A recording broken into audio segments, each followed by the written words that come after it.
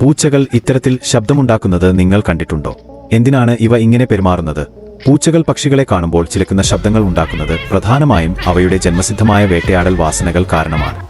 ഇരകളെ അടുത്തേക്ക് ആകർഷിക്കാൻ അവയുടെ ശബ്ദങ്ങൾ അനുകരിക്കുകയോ എത്താൻ കഴിയാത്ത പക്ഷികളെ കാണുമ്പോൾ ആവേശം അല്ലെങ്കിൽ നിരാശ പ്രകടിപ്പിക്കുകയോ ചെയ്യും.